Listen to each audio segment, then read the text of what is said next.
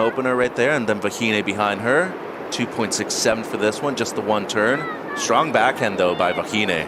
In a jersey, she did in a big way, as it seemed like Johanne was up and riding during the break. 2.83 on this one, just to get things started, Kipes. At Super Tubos, we'll see that backhand one more time here from Vahine. Snaps it up, and it's a beautiful release in that. Johanne Defay. How was that snap right there, Kaipo? Even drifting the fins a little bit right there towards the tail end. Really like the approach. You know, people forget how good she is on rail, too. This is how she made the final in Saquarema last year. Real strong maneuver right there from It's hard to get there, so. Yeah. Unless you're willing to spend a couple grand to get there, then it might not be achievable for you. 4.33 on the last wave, and Vahine stays busy on one more off the top. Johanne Defay punches it up there. A quick up and out for our defending champ. Yeah, seemed like she was a little late to the section right there, was Johanne. First year on tour this year in 2025. So it was a decent snap. And the waves should actually, the pace of the waves should actually be a lot more user-friendly with a little bit more tide. Here we go. That one, it's just a straight-hander. I think there's one really important thing to point out about these two women. First of all, they come from beautiful locations with warm waters. Take a look at a replay.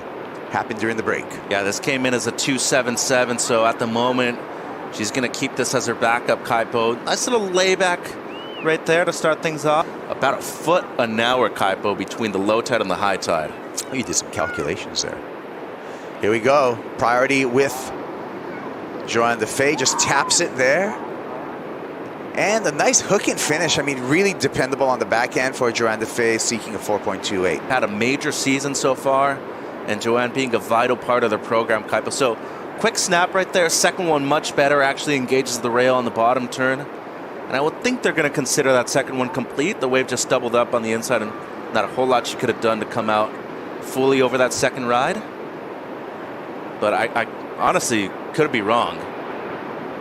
One word when I think about sharp eye surfboards, as we're watching this replay, is fast. Yes, a lot of fishes out there. And mid-lengths. Johanne Defay, though, making that sharp eye work. Just doesn't get that last turn in, but doesn't need a big number. She scored a 3.4 on her last effort. By the way, so Vahine a bit further towards the left. That's a really solid snap by Johanne down the line once again. Yeah. If she finished that off, I would say guaranteed. No doubt, number. yeah. And here she goes. Waits patiently before stinging the lip on the backhand. Has to get through a flat section here. A lot of downtime. Needs something spectacular at the end. Quick snap for a 3.7. So she does go to the lead. However, we're waiting for the score for this wave on the replay for Vahine. And doesn't need a whole lot to retake the lead. I'm thinking she's going to get the 2.8. That needs to improve upon a 2.77. And Johanne Defay gets yet another wave. That's not going to count. That's just going to be an offer. So her previous wave is really going to tell the tale in this matchup. And she's back up and riding again. Smooth character there. A couple of nice turns. You can see the Tahitian smile as she finishes off that wave. Well done for Vahine. Major props to Britt and Brent over there at CI. Mike Walters, too, as we look at the replay. Good setup, and the second one much stronger, so I'm guaranteeing that wave going to replace her low score. And it seems like Johanne had an answer right afterwards. Oh, wow. On rail for the first one, frothy section, and that should be one of her top two, so it's going to be a tight finish right at the end. Forehand, not on the backhand. Here she goes again. And just creating a little space between herself and Vahine. Oh, here we go. Johanne, under priority. Lip glide there. A little hung up there. I don't know if that's going to improve upon the 3.7. Situation likely staying the same. Yeah, it's looking tough out there. Here we go. There she is. Lines up. Puts it up there. Ooh. Nice start for Vahine, too. Ooh. And a smile on her face. I don't think it's guaranteed, but her support squad likes it. Oh, it's going to be close right here at the end. Close, yeah.